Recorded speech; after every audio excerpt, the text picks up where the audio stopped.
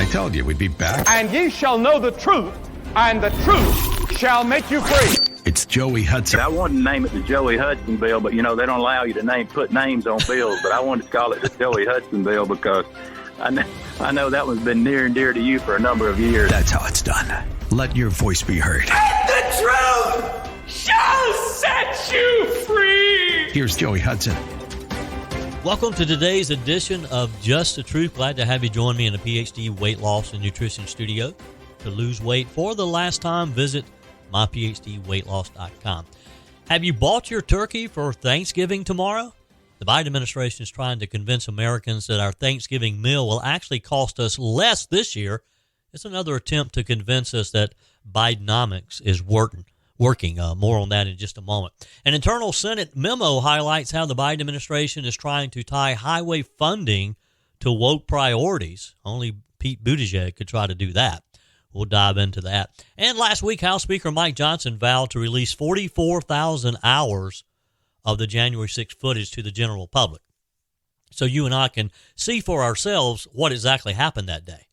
The release of the tapes has raised some questions as the Supreme Court prepares to hear a couple of cases involving J6 defendants.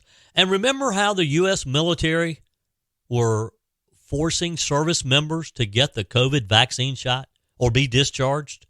Thousands lost their military career because of the vaccine mandates. Well, things have changed.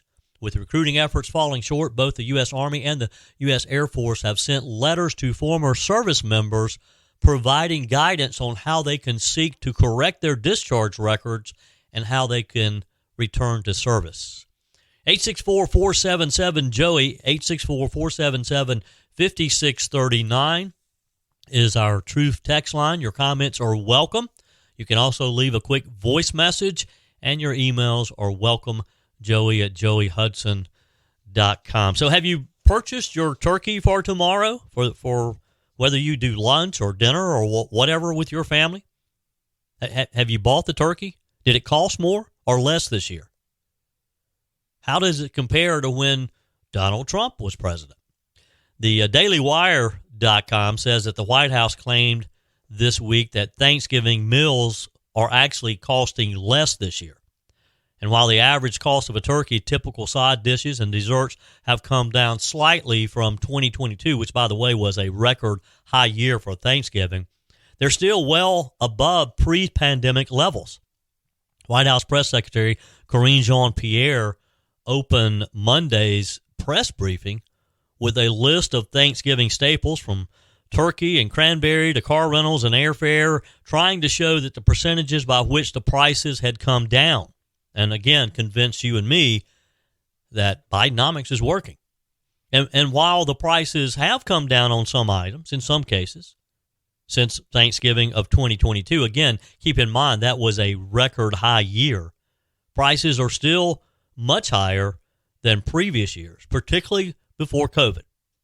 According to a report published by the American Farm Bureau Federation, the average cost for a Thanksgiving meal for 10 people in 2023 is $61.17. Now, I got to tell you, I'm not sure where the American Farm Bureau Federation get their numbers, but I don't know that I can feed 10 people for $61.17. According to their numbers, that's down 4.5% from 2022's average cost, which was $64.05, but still up from the 2021 numbers of $53.31. The decrease in cost, according to the Farm Bureau Federation, was primarily driven by lower prices for turkeys. In their release, they said, given its prominence, the turkey is the true driver of Thanksgiving dinner prices. This year's drop in turkey prices is attributable to a decrease of avian influenza cases and the resulting recovery in the turkey flock. Evidently, there had been an issue last year of turkey influenza or avian influenza, which sent the turkey population plummeting. According to the report, prices varied across the U.S. as well, with the average cost higher on the West Coast, $63.89. That's not surprising, is it? The Northeast, $64.38, which is actually a little higher than the West Coast. The South, we come in at $59.10. According to the Farm Bureau National Thanksgiving Survey, 2023 will have the second most expensive Thanksgiving meal in the survey's 38-year history. In their final report, they wrote a reduction in the 4.5% of the Thanksgiving meal was predominantly driven by reduced cost of turkey. We saw that. Although survey prices have begun to come down, they say food price inflation remains a real issue and serves as a constraint on the budget for all U.S. households. We know that, don't we? We know that it's more expensive to feed our families. Your comments are welcome. 864-477-JOEY, 864-477-5639. Love to hear from you. Did your turkey cost more? Less? Can you feed your family? Can you feed 10 people for this $61.17 that the Farm Bureau says is the average price of a meal for 10 people this year? Again, I don't know where their numbers are coming from. Love to get your comments, or leave me a quick voice message, 864-477-5639. An internal memorandum that is being circulated among lawmakers by Senate Commerce Committee Republicans highlights how the Biden administration is tying billions of dollars in taxpayer funds, your money, my money, to woke initiatives. The memo was first obtained by Fox News Digital. It was sent late Monday evening and spearheaded by Commerce Committee ranking member Ted Cruz from Texas, who is planning, he says, to author legislation that would prohibit the Department of Transportation from tying federal funds to left-wing priorities. It particularly targets DOT's management of 3 grant programs that serve as key vehicles to fund various types of surface transportation projects throughout the nation. The memo states, billions upon billions of taxpayer dollars meant for infrastructure projects are tied to woke initiatives that are more focused on dismantling America's infrastructure in the name of equity and climate change than actually building roads, bridges, and highways to connect the country. It continued, Congress must not allow the Department of Transportation to push the absurd concept of racist roads to prevent Americans from getting much-needed improvements to their highways. The funding notices issued by DOT should focus on the law as written, not woke priorities, the memo says. And you know, road construction, infrastructure, bridges, all that's important. I get that. Look, the people here in upstate South Carolina, in Spartanburg, just approved renewing sales tax with the idea of raising more money to repair roads. Greenville County has raised additional money for roads. The state, South Carolina, statewide, just finished, 2 years ago, adding the final penny for gas tax that supposedly was going to solve our paving issues. I don't know that it will. We'll see. Back to this Senate memo. In June, Transportation Secretary Pete Buttigieg announced that his agency had started accepting applications for the National Infrastructure Project Assistance, Infrastructure for Rebuilding America, known as INFRA, and the Surface Transportation Grant Programs. These 3 programs received a collective $5.6 billion boost, most of which, according to the memo, supports INFRA under the Infrastructure Investment and Jobs Act of 2021. Secretary Buttigieg said that the grants eventually awarded under the programs would support transformational infrastructure projects across the nation. The notice, though, the Notice of Funding Opportunity, known as a NOFA, the DOT issued as part of its grant awarding process, states that recipients must broadly address equity and climate concerns. And this is the problem with this woke ideology. What does equity and climate have to do with repairing our roads, building new roads, bridges, and infrastructure? If you look at the DOT's NOFA, it says projects that have not sufficiently considered equity and barriers to opportunity in their planning, as determined by the department, will be required to do so before receiving funds for construction. Projects that have not sufficiently considered climate change and environmental justice in their planning, as determined by the department, again, they always have the final say, will be required to do so before receiving funds for construction, it says.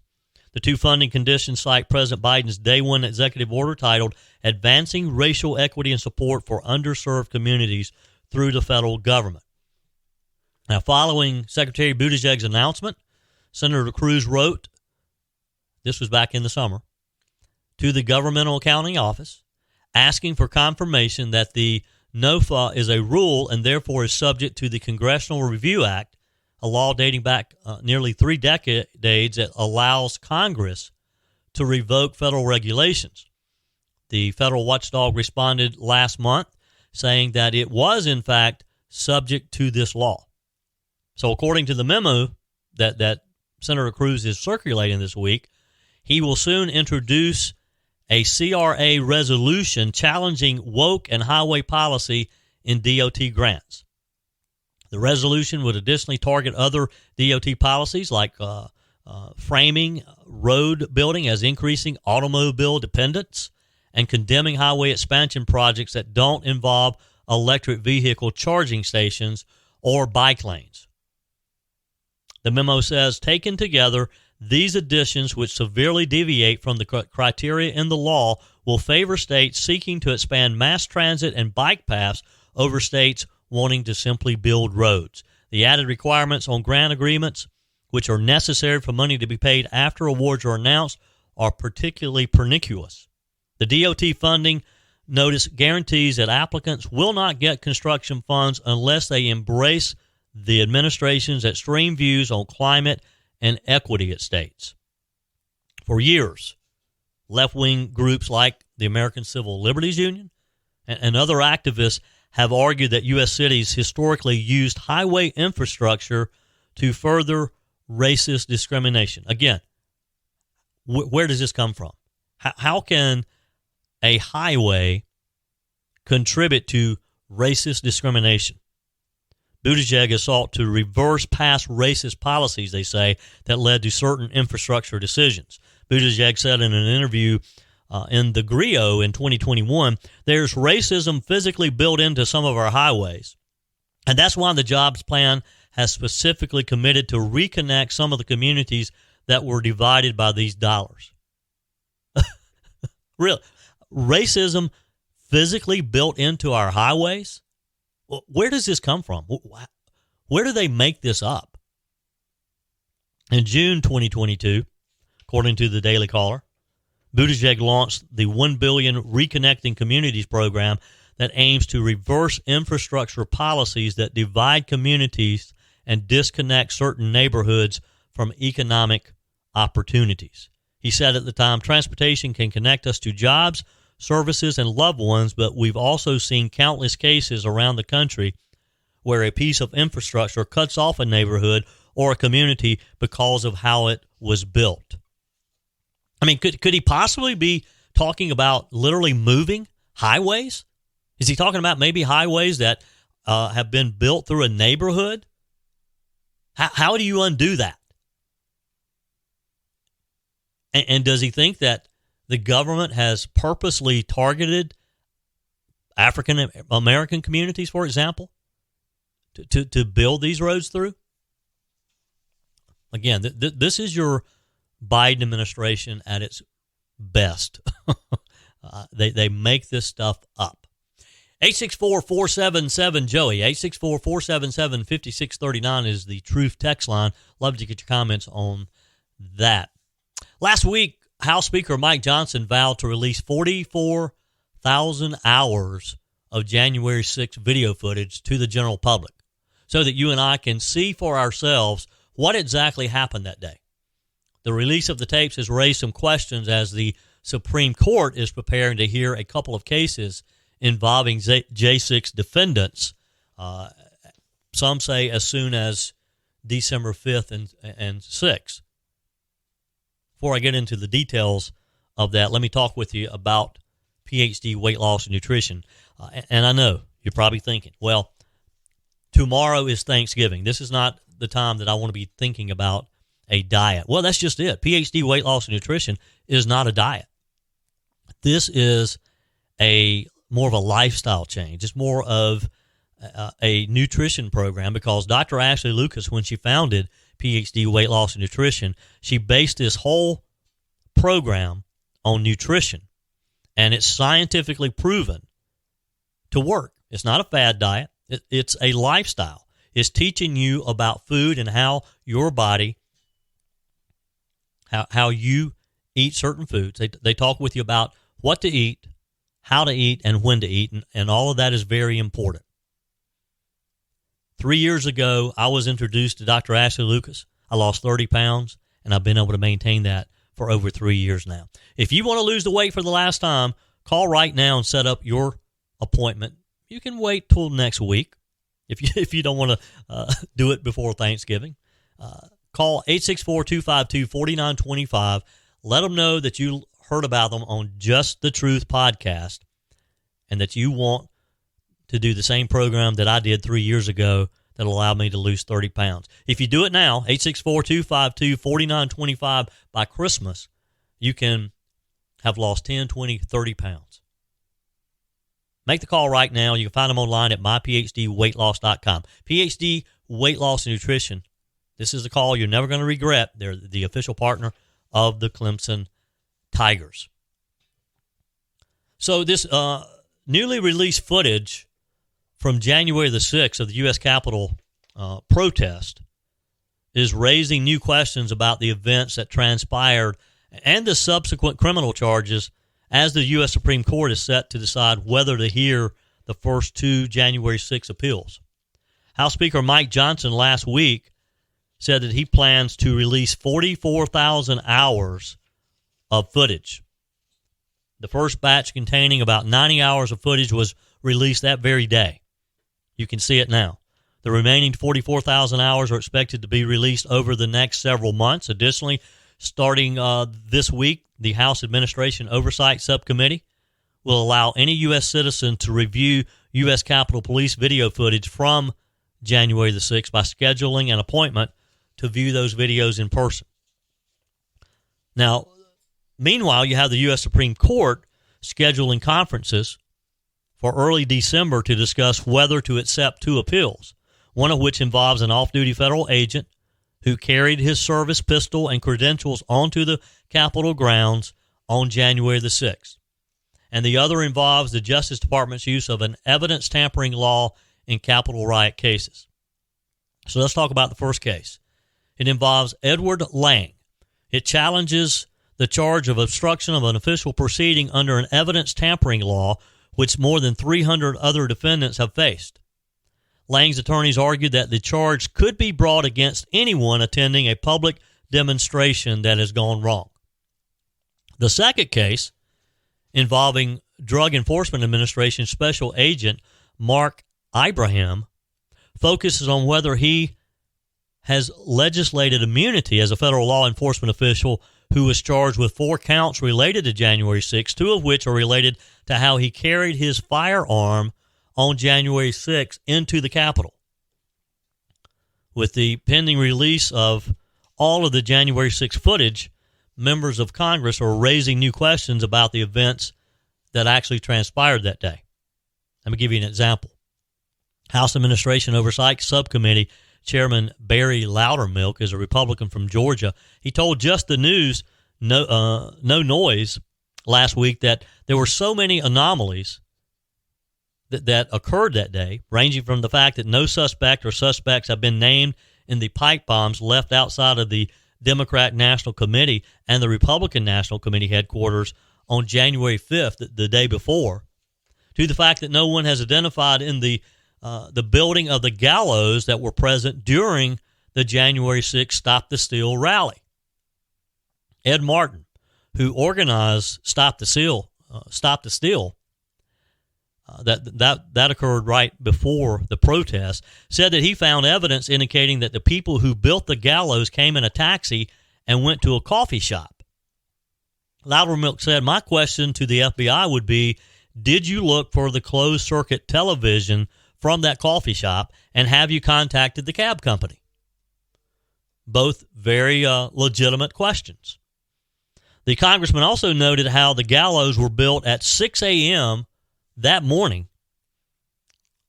And he asked, how is it that Park Police, Capitol Police, FBI, and someone from the Metropolitan Police did not go and take this thing down earlier in the day? As you know, the riots and the larger protests didn't start until early in the afternoon. So how was it, he asked, that this thing was allowed to stay up this long? Another good question. Additionally, it's normal for plainclothes officers to be stationed in crowds during rallies, and Loudermilk said that he has not seen evidence that any officers in the crowd on January the 6th tried to stop the protests from turning into a riot. Another example, Senator Mike Lee from Utah. He raised questions on X, formerly Twitter, of course, after a new video appeared to show a protester flashing a law enforcement badge in the Capitol. Lee said that he will ask FBI Director Christopher Wray about the issue at his next Oversight Committee hearing.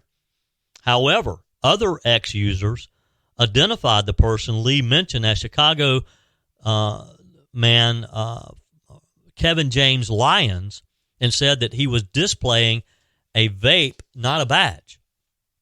The new footage also appears to support January 6th defendant Victoria White, who claimed in a federal lawsuit against Washington, D.C. Police Department that officers assaulted her and used excessive force when allegedly beating her in a tunnel at the entry of the Capitol on that day.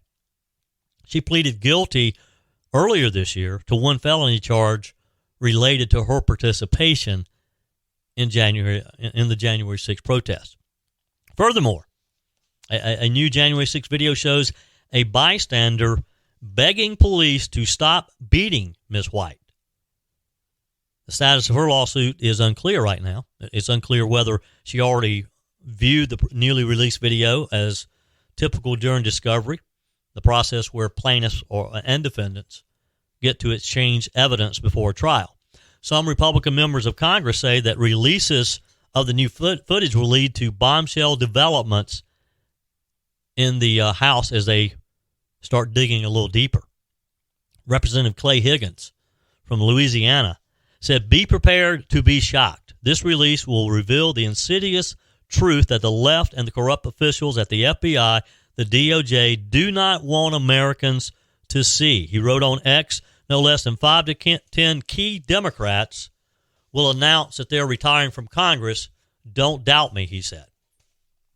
Representative Marjorie Taylor Greene from Georgia said this past weekend that releasing the January 6 tapes is not enough. She demanded for Johnson to create a January 6 select committee.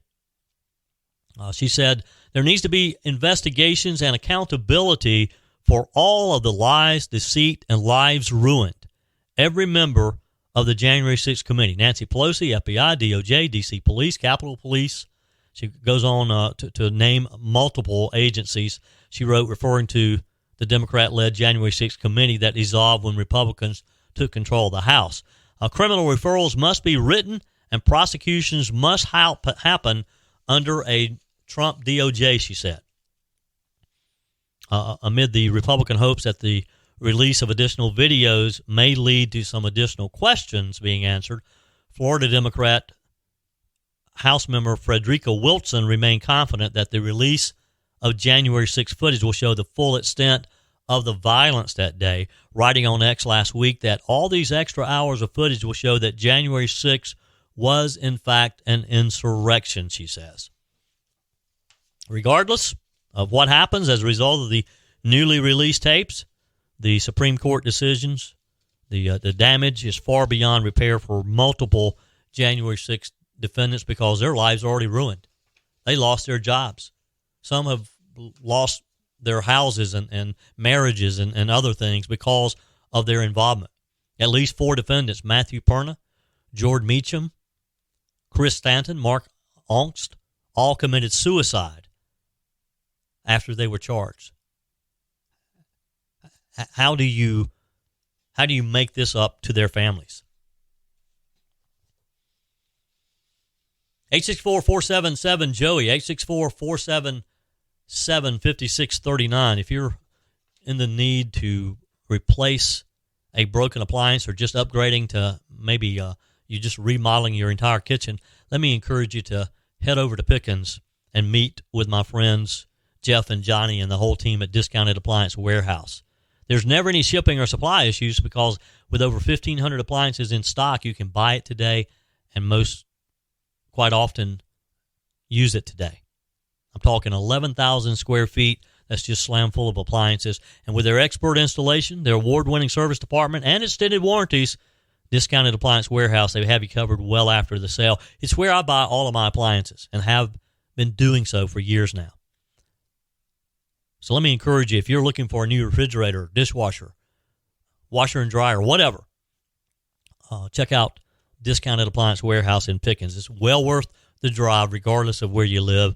Find them online at dawpickens.com, dawpickens.com. On the Truth text line, Bob from Little Rock writes, Joey, I've been listening each day to your podcast, and now your time sitting in for Mike G. He's referencing I've been doing Mike Gallagher's show this week as Mike's taking some time off for Thanksgiving. So it's very possible, Bob writes, that the late, great Rush Limbaugh is looking down from heaven and saying, that Joey is someone you should listen to. He's right. Happy Thanksgiving, Bob from Little Rock. Thank you, Bob. You're way too kind to compare me to Rush Limbaugh. But I think Rush Limbaugh probably would like to hear just the truth. I think he would approve of it. Jeff writes, commented on the high school coach losing his job because he held a baptismal service after practice. You know, Coach Dabo Swinney has done the same thing at Clemson. And Jeff says, if the right one finds out, he may be out. And that's wrong. That's what's wrong with this country. They have taken God out of everything. And you're so right on that, Jeff. You are so right. Faye writes, the White House must think we are dumb, deaf, and blind not to see Biden as a basket case. And even in younger days, he had no wisdom. Vote him out in 2024, or you'll be sorry the next day when he goes totally rogue. Our positive inspiration for today on the text line, when I stand before God at the end of my life, I would hope that I would not have a single bit of talent left and could say I used everything you gave me. God bless. Thank you for that text. Your texts are welcome on the Truth text line, 864-477-5639. You can also leave a quick voice message. Your emails are welcome, joey@joeyhudson.com. Remember how the U.S. military were forcing their members to get the COVID vaccine shot or be discharged? Thousands lost their military career because of the vaccine mandates. Well, things have changed. With recruiting efforts falling short, both the U.S. Army and the Air Force have sent letters to former service members providing guidance on how to seek corrections to their discharge records and how to return to service. This from justthenews.com. Both the U.S. Army and the Air Force have sent letters to former service members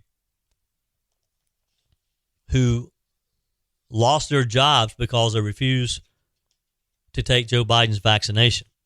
The letter, which was circulated on social media and was verified in an interview by Just the News with lawyer Davis Yantz, who represents multiple former and current service members negatively impacted by the COVID vaccine mandate. The letter advises recipients to go to the Army Discharge Review Board and or the Army Board for Correctional Military Records to seek changes to their personnel records.